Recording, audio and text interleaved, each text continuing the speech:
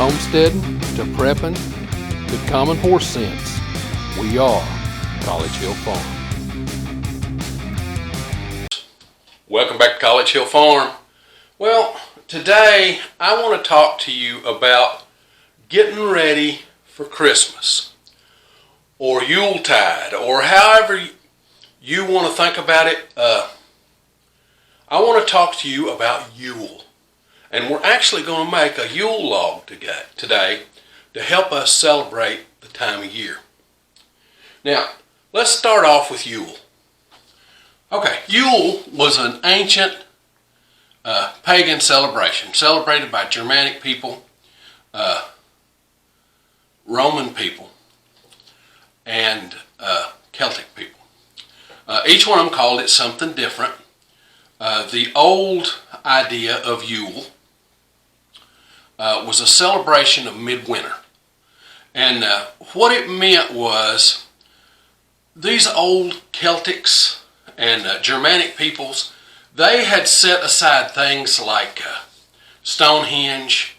There were all kinds of hinges, all kinds of stone circles and wooden structure circles and things that they had created to help them keep track of the days of the year. And all of that culminated into the longest day of the year and the shortest day of the year. Well, Yule celebrates the shortest day of the year, but it does it in 12 days. Does that sound familiar? The 12 days of Christmas? You know, maids a-milking and lords a-leaping. Sounds awful familiar. They did it in 12 days, and it starts on the winter solstice, which the winter solstice at the equator, we have 12 days of 12 hours of daylight and 12 hours of dark. Now, where we live, it's about 13 hours of dark and 11 hours of daylight. But it's the shortest day of the year, and it occurs this year on the, I think it's the 22nd, but at about 4:15 p.m. or 4:20 p.m. But that doesn't matter. It's the shortest day of the year, which is actually celebrated on the 21st. And it goes from the 21st, 22nd, 23rd, 24th, 25th, 26th, 27th, 28th, 29th, 30th, 31st, 1st. 12 days. The 12 days of Christmas. Now, these have been important for a long time. Now, Christianity came along and said, okay, we're going to work on that. We're going to appropriate some of these things and put them into Christianity. And they did that, and there's nothing wrong with it. They just appropriated what they felt like they should in order to get things so that people felt comfortable with what was going on. Now, in Norse mythology, Odin, Wotan, whatever you want to call him, he collected all the people that got either murdered or died earlier or didn't die of old age. He collected all of them and took them to Valhalla, and they were known as Wotan's army or Odin's army. And what they did, the way that the Norse celebrated that, was they celebrated in the winter of the year, and they called it the winter hunt, or the wild hunt, however you want to say it. They called it the wild hunt. That's when daylight takes back its power from night. Okay? It's the solstice, when daylight takes back its power from night. So, what they did was, in order to keep the dead from attacking them, they left out stuff for them to eat. And it wasn't milk and cookies like we leave out for St. Nicholas. Okay? Wasn't milk and cookies like we leave out for St. Nicholas. It was regular food they left out, and they had a feast during this time. And these people, the dead, were invited to eat so that they didn't bother them. And then they went on to where they were going with Wooten. They also left hay and stubble in the fields to feed Wooten's horses, to feed Odin's horses, so that they could travel on and be blessed for the year. Well, that's Yule. Welcome to Yule. Today, we leave out food for Santa's reindeer, and we leave out milk and cookies for Santa himself. Sounds awful familiar, doesn't it? I wonder how that tradition started. Now, as another side note, in Christianity, we decided to make this the time that Christ was born. So, let's talk about that just a little. Now, when was Jesus born? Well, the truth is, nobody knows. But I think us homesteaders can come to a common sense explanation about when Jesus was born. And it probably wasn't December the 25th. Jesus doesn't care. It wasn't about him anyway. It was about us. So, he doesn't care what day we pick. Don't matter to him. So, picking a day didn't really matter. It helped those early Christians bring together some of the pagans together with them, so it didn't matter. But let's talk about it for a minute as a little side note. What do you reckon? When do you reckon Jesus was born? Well, the story gives us a lot of insight as to the time of year. Bethlehem is on the 31st parallel of the globe. Okay? The 31st parallel runs through Texas, Mississippi, Louisiana, and Georgia and Alabama. Wow. Okay? So if you think about that time of year, we think about Israel as being a desert. But you got to remember, Israel is a Mediterranean country. So they had, on the 31st parallel, it's just like our south, our deep south.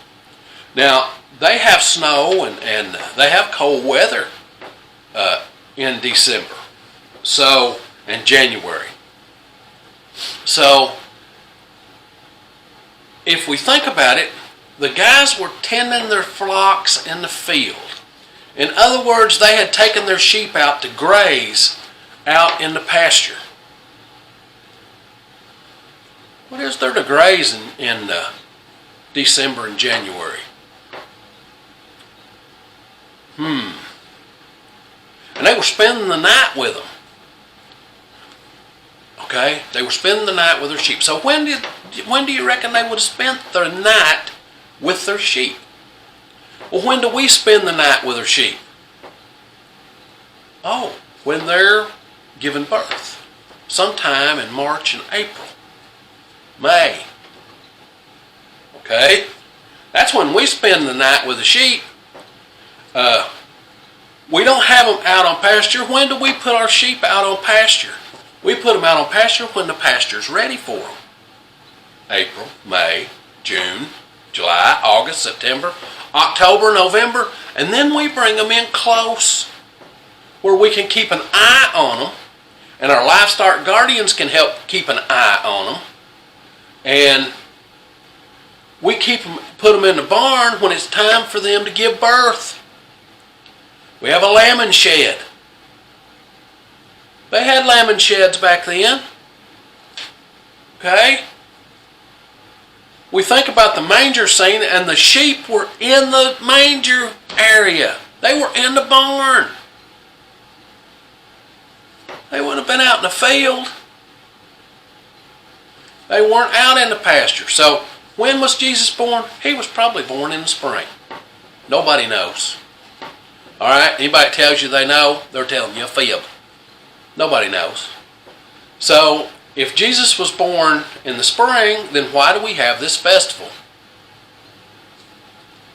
Because it was a festival already that that celebrated the coming of the new year and a new lease on life, which is what Christ gave us. A new lease on life, an eternal life. So the Christian religion went ahead and kept that festival. It was already being practiced in Rome, in Germania, all the way from Spain to Gaul and all that. They were all practicing Yule. And the Celts over in England and Ireland were practicing Yule. So if we look at that and think about it for the way it is, it's okay for us to practice Yule as well. Because God is God. It's not an anti-Christian thing. So don't think of it that way. That's why it's been okay to have Yuletide greetings. Okay? It's okay to have Yuletide greetings. It was a pagan worship ceremony and feast, but it's been adopted into our Christian faith. So it's okay to do that. So we're going to continue with that, and we're going to go out and make a Yule log. Okay, what is a Yule log? Well, a Yule log is a log that you burn on the fire, and you burn it at the beginning of the Yule season. Again, Yule season goes from the winter solstice, which is the 21st of December, all the way to the 1st of January for 12 days. 12 was a really important number in pagan society. At the winter solstice, there were 12 hours of daylight and 12 hours of dark. At the 12 days of Christmas ushered in the 12 days of Yule ushered in the new year, when light took over the darkness. So a Yule log has to represent that. The purpose of a Yule log is you burn it, and it brings you faith, love, prosperity, and health. Okay, so what you want to do is you want to select materials that go on your Yule log. Your Yule log is also a decoration. In the Christian tradition, a Yule log is a decoration. A Christmas tree is kind of an extension of a Yule log, but just a little bit different. But I digress. So we want to select a Yule log that will burn for 12 hours. The purpose is to put light into the darkness. Okay? It puts light into the darkness and brings us good luck, protection, health, and love. Okay? So those are the things that we are looking for when we want to make a Yule log. Well, pagans selected certain woods and things for their specific properties. And some people would consider magical properties. I just consider them natural properties. So let's look at the possible things that you could select. And everything you put on your Yule log should be natural. It shouldn't be something synthetic. Okay, so we're not going to put synthetic things on our Yule log. And for us, we want to use things that are all native to the property we live on. Because if we select those things to decorate our Yule log, then we increase the burn time. Okay, you need to have 12 hours. You ever burned a log in a fireplace? How many logs do you know that last for 12 hours? Not too many. So we want to use as natural things as we possibly can. So a candle, if you put 3 candles on and each candle burns for 2 hours, there's 6 hours of your burn right there. Okay, without ever getting to your log yet, but the log is burning. Okay, so some natural candles would be a wonderful addition to your log. Then you'll want to add some greenery, some things to make your log look pretty. And the type of wood you select will make a difference. And so we're going to go out on our property and we're going to select a log. Now, this spring, if you want to use a Yule log, you got to remember you don't want it to be seasoned. A seasoned log burns up real quick. You know, it's supposed to burn for 12 hours. That's the luck. That's the taking the light and pushing it into the darkness. Okay? It's pushing away the darkness and pushing out the light. So, if you think about it that way, you want a tree or a log that is not seasoned. But I don't want to cut down a tree on my property that would be a naturally growing tree. It's kind of a thing with pagans that trees grow because their God wanted them to grow, and I feel a lot the same way. I don't want to cut down a tree to use for a Yule log, but we had a tree this spring that was naturally selected by God. It was blown over. We had a cherry tree, an American black cherry, that was blown over. Now in Scotland, cutting down a cherry tree would be bad luck, but this was already blown over. So it was selected for us. It blew over this spring, so that means it's not seasoned yet. It takes it a year to season properly for a fire, so it's still kind of green, so that means it'll burn longer. So I'm going to select that cherry tree. Now, cherry has some natural things, medicinal purposes. Cherry trees do.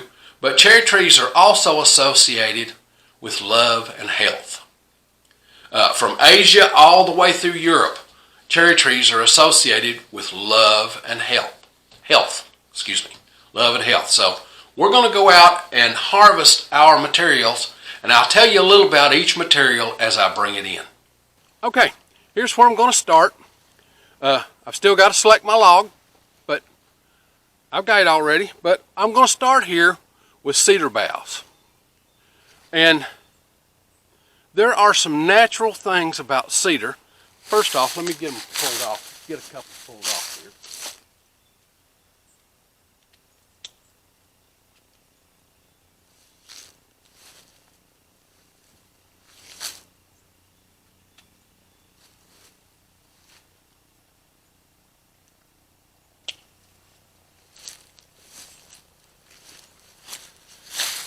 That'll be plenty for what we need. And cedar has specific properties. And one of the number one properties is this smell. Okay? Cedar has a specific smell, and when I take it in the house, it'll smell even stouter. Okay? I love the smell of these little cedar trees. It'll smell even stouter after I take it in and it warms up some.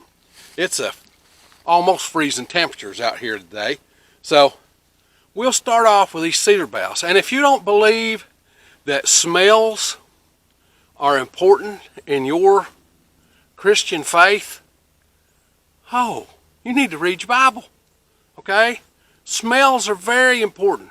Why, as a matter of fact, one of the number one things they brought to Jesus when he was born was frankincense and myrrh.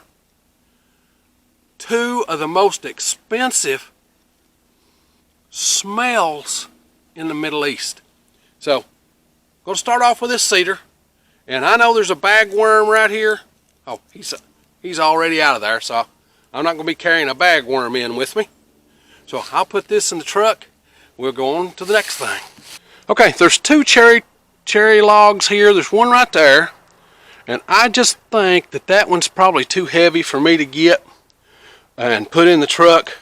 So I'll get this one that's right over here. And that's what I'll start with. And I may not be able to get it and put it in the truck. I might have to go get the tractor to get them. I'm not as strong as I used to be. Couldn't lift the log, so went and got the chainsaw, and I'm going to cut a piece of log off. How big a piece of log do you think I want? Is there a number? Oh yeah, 12. I'm going to cut a 12-inch piece of log off.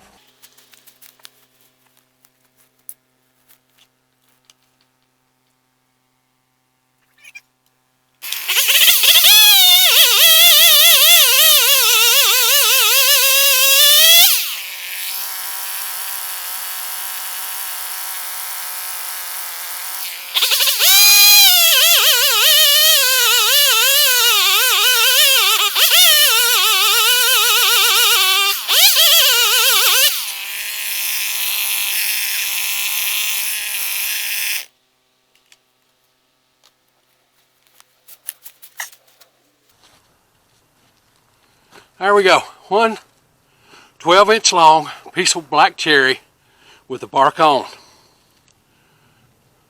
Wellness, health, and love, and emotion. All right.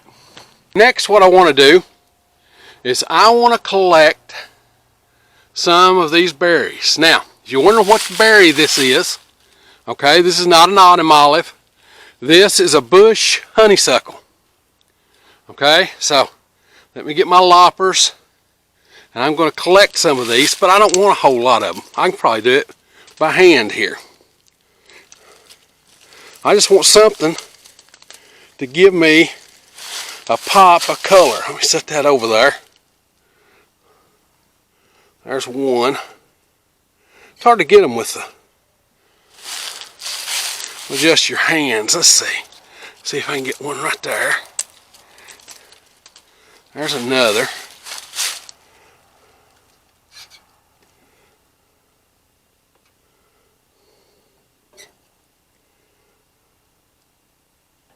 Well, dropped it. Be all right. There's some more.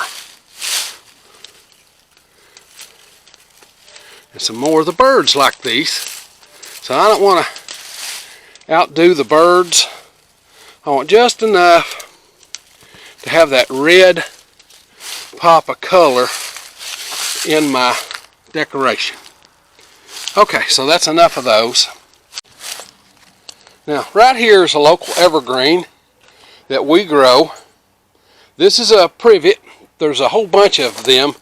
Lignum, I think, is the scientific name, but it's privet, and I'll talk about its values. But now, this is the only privet that we have on the property, so I'm not going to take a lot of it.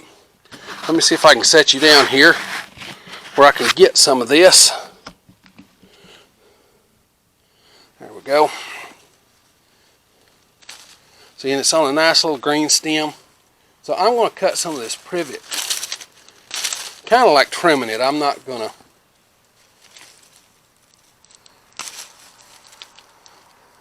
It's an ornamental here in Crystal's flower bed. And that's probably a plenty right there. We're going to collect some holly and some English ivy. Now, the only holly we have on the property is male, so there are no holly berries. That's why I collected the other berries.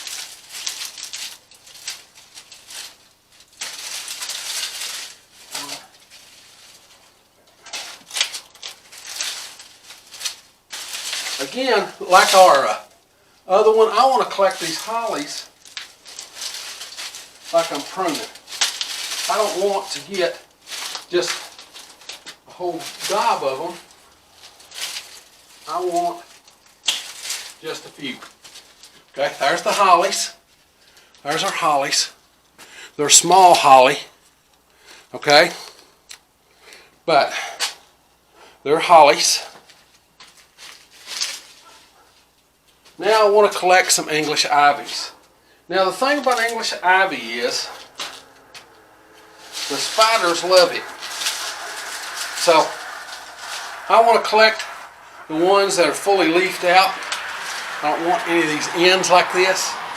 So I cut those off.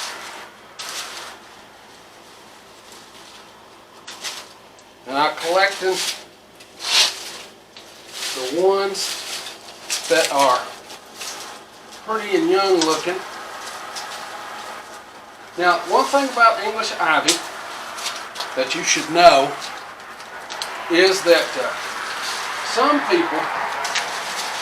some folks are highly allergic to it. It's like poison ivy to them. But this time of year, in the dead of winter, it's kind of dormant. So you don't get none of those effects. So let's take this in and see what we can do with it. Yeah, I put down some newspaper so we wouldn't mess Crystal's table up. Now, I've rolled this around to different places, and it seems that it just sits better right there. That's where it wants to sit, somewhere in that area. So if that's what we're going to do, we're going to sit it there where it's comfortable. Now, first thing I want to do is start getting some of this greenery on. Now, I'm going to start with the cedar. Now, the reason I'm starting with cedar,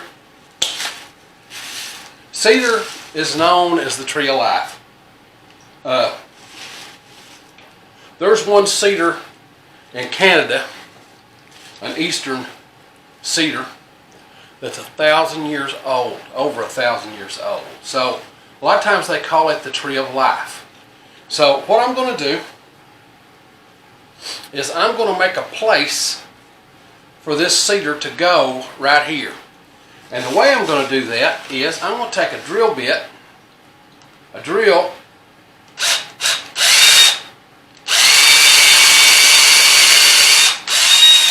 and just make a little hole in there. Then I'm going to take my pocket knife and trim this up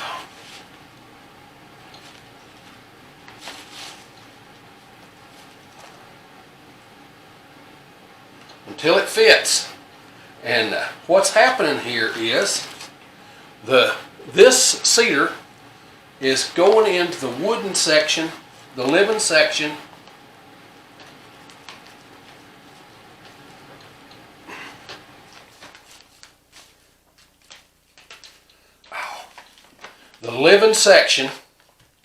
of this cherry tree.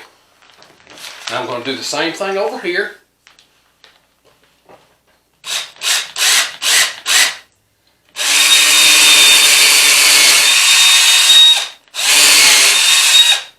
Okay, got me a place made.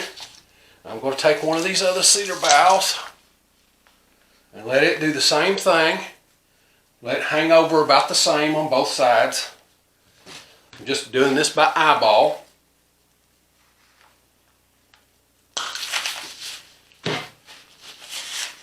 Now, take this one, knock the bark off.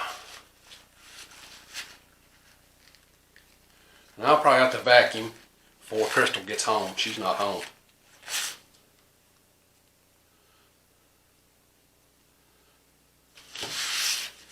I'll probably have to vacuum before she gets home. So, now where's my hole at? Is that it right there? Nope. Is that it? There it is. Okay. There's our cedar boughs. Now, what I want to do next is I want to put some of those hollies in. And I want to put them in different places.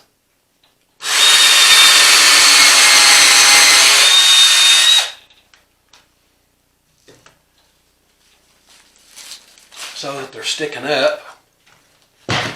Let's see, that one's got spiders all over it. Let's pick one that don't have all the spiders. Yeah, like that.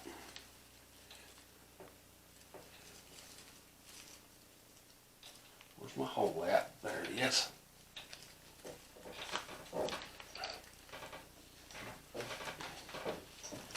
There's a little holly there. And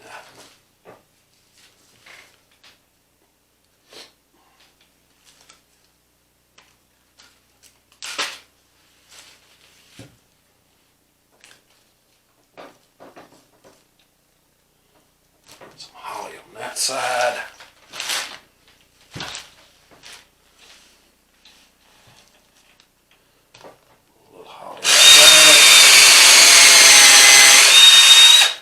You notice I'm leaving the holly vertical.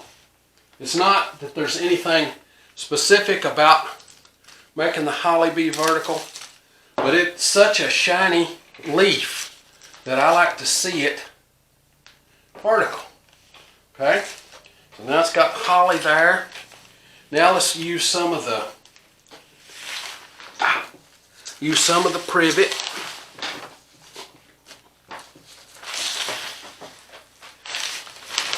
Some of the privet, let's put it in, put some in about there.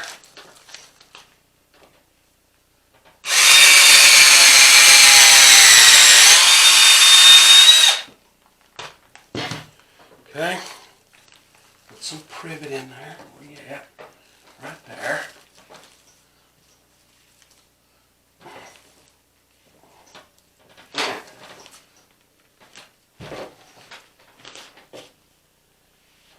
Okay, now a little more privet right here.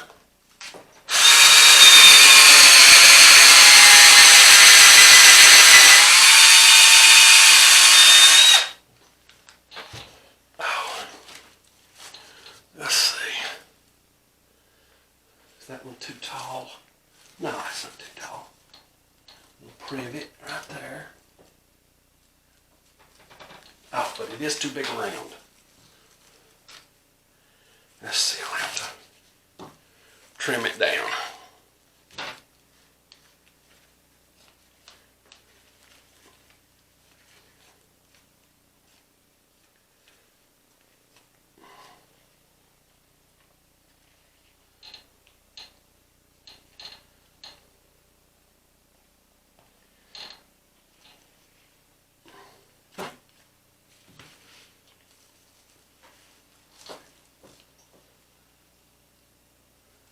That.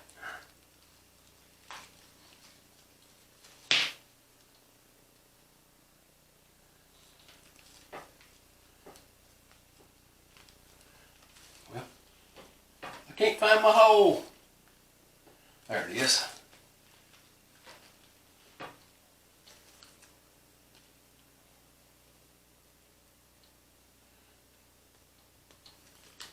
Yeah, I'm gonna have to drill another one. I can't find it.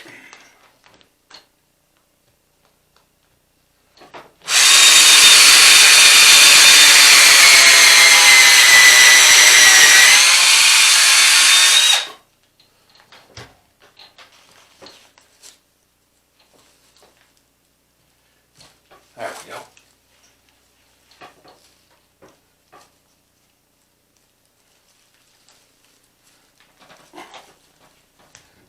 Yep. Come on.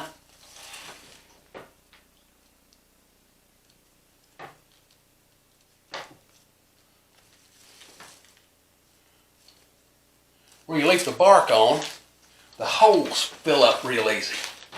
Now, there's that part. Now, time for some English ivy.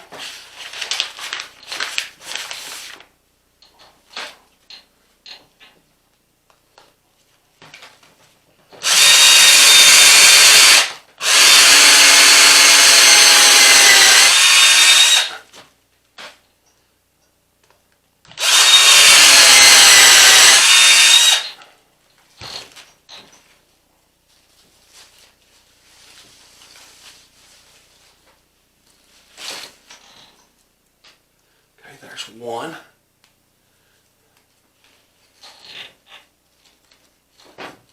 Where you at? Yeah, right there.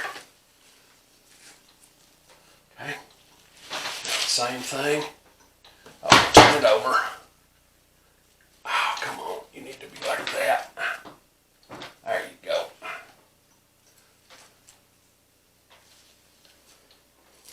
Well, it's going to be that way. Why are you wanting to twist like that? Because that's what ivy does. It's a twisty thing. Alright, now let's put a little ivy right here.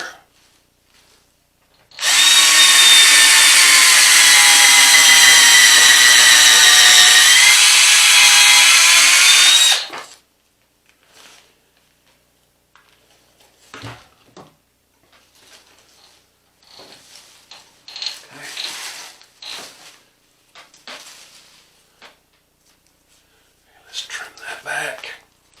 And now let it drape over this way.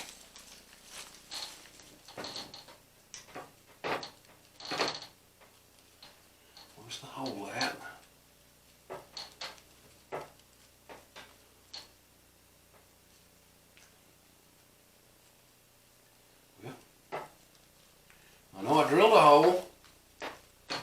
saw me drill a hole.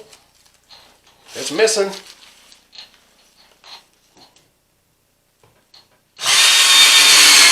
There we go, I hit the same hole.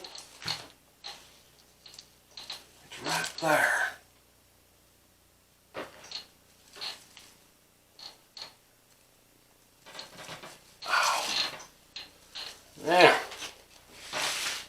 Now it's time to get some berries in here. This ivy needs to come over that. It hangs. I could probably use a little more ivy, but it won't have to be fastened in. It could be just laid. So let's lay some by weaving it in here like that to add a little greenery.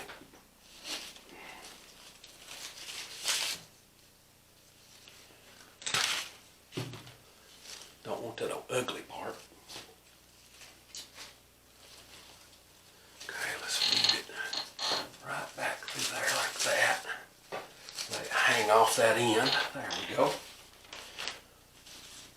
Now it's time for some berries. What we want to do, we're going to put these berries in. Now, I don't want to display the ugly stems. I just want to display the berries. So what I'm going to do is I'm going to take these and just kind of weave them in where the berries are displayed. Okay? Break them off in different places and just weave them in here to where you just see the berries weaved in and out of there. Not even going to fasten them down. They don't have to be fastened. This is not going to go nowhere. Okay, here's another one. Let's get some more berries. Get them right in there.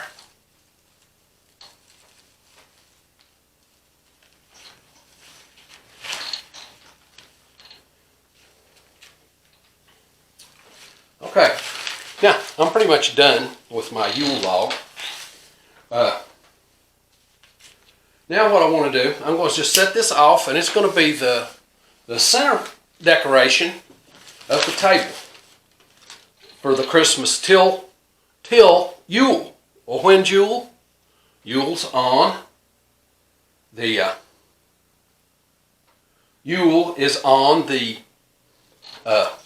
winter solstice, when this will all get burned for the solstice. Remember, this is wet wood, so it'll burn a long time. Now, if you wanted to, you could add candles to this, but I don't have any natural candles that I would grow. I grow on my property. I can't grow wheat cotton, and I can't grow. I don't have bees to make beeswax with, so I'm not going to add any candles to these. If you wanted to add candles, that would be your thing. You could just drill a hole and put a couple nice tapered candles in there, and it would look cute. As far as what's this is all for. Now, of course, cherry is about love and emotion and health. Then the cedar is about purification. Ancient cultures used cedar for exorcisms of evil spirits, and so it's protection from evil spirits and purification. Then honeysuckle, which is the berries I've used, are for health and vitality. Ivy is for guardianship and protection. Ivy's to protect you. Privet, the privet that we used here and here, privet is, again, it's for guardianship and protection and healing old wounds. And it's talking more about old spiritual wounds. So that's what that represents. And finally, the holly is for love, protection, and luck. So we've got everything covered here. We've got love, protection, luck, and healing and health. So that's our Yule log. Okay, there's our Yule log on the dining room table. as a center table decoration. You can paint the ends of it if you want to. We don't do that. We like having everything natural, and everything is directly off our property, and everything has a purpose to be there. Okay, that's our Yule log. I hope you like it. We like them. We burn them. We used to have a fireplace in Harlan, and we would burn them in the fireplace, but we don't have a fireplace here, so I burn them outside. On Solstice Eve. After it gets dark, I burn the Yule log. It's just a tradition. Now, some of you all might say that all this greenery and herbs and all that has no place in Christianity. I beg to differ. If you will go back and look at the oil that people's heads were anointed with, they were anointed with olive oil, because that was the prevalent oil in Israel at the time. That was the prevalent oil, and in Exodus it tells you how many different herbs to put in that oil, how many different smells, incenses and things to put in that oil. And they brought Jesus frankincense and myrrh, which are burned as incense. So don't think that this is paganism. It can be just as much Christian as not. As a matter of fact, I'll say a little prayer after I turn the camera off here, because for me, prayer is private, and I do it in my closet.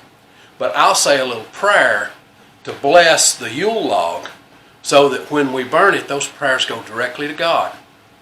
So if you like this kind of stuff, this homesteading, do-it-yourself kind of thing, be certain to come on out to the channel and subscribe. We do this homesteading stuff every week, sometimes one, sometimes 5 videos. Just depends on what's going on in the homestead. And now, with that being said, it's time for me to say Happy Yule, or Yule Tidings, or Merry Christmas.